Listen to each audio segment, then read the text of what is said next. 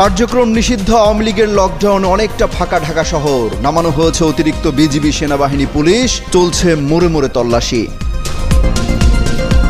আগামী 17 নভেম্বর সোমবার দিন নির্ধারিত করেছে। কোনো ধরনের বিশৃঙ্খলা ছাড়াই শেখ হাসিনার মামলার রায়ের তারিখ ঘোষণা। আসাদুজ্জামান কামাল সহ 3 আসামির রায় সোমবার। শরীয়তপুরে পদ্মা সেতু এক্সপ্রেসওয়ে এলাকায় গাছ ফেলে সড়ক অবরোধ, ট্রাকে আগুন, বন্ধ যান চলাচল। হঠাৎ উত্তপ্ত আওয়ামী লীগের কেন্দ্রীয় কার্যালয়, ফের ধরিয়ে দেওয়া হয়েছে আগুন। নাশকতা ঠেকাতে অবস্থান নিয়েছে ছাত্র জনতা। আওয়ামী লীগ ছাত্রলীগকে ঠেকাতে সকাল থেকেই মাঠে বিএনপি, জামাত সহ রাজনৈতিক দলগুলো। মুড়ি বাতাসা নিয়ে শাহবাগে অবস্থান ওসমান হাদির।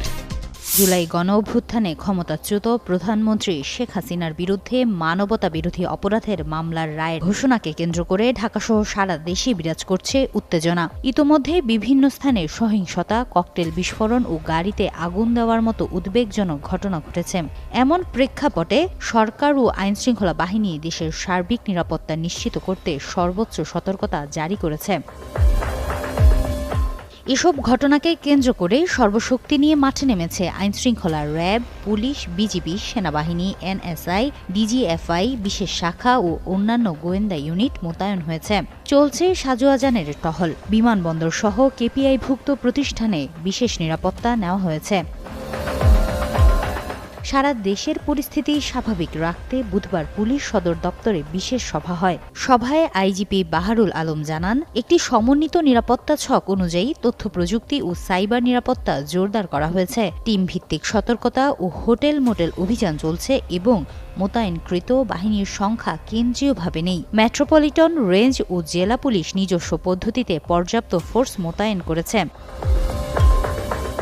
প্রশাসনিক সতর্কতায় গ্রামীণ ব্যাংক শাখা, মৎস্য ভবন, কাকরাইল, প্রধান বিচারপতির বাসভবন, হোটেল ইন্টারকন্টিনেন্টাল, হাসপাতাল, শপিং মল, মন্দির, শহীদ মিনার, নগর ভবন, হাইকোর্ট, সচিবালয়, Dhaka stock exchange, Rajarbagh, Kamalapur ICT, Bangabhaban, RAB office, expressway, Sadarghat, আদালত প্রাঙ্গণ ও শিক্ষা প্রতিষ্ঠান সহ বিভিন্ন স্ট্যাটিক লক্ষ্যবস্তুকে বিশেষ গুরুত্ব দেওয়া হয়েছে।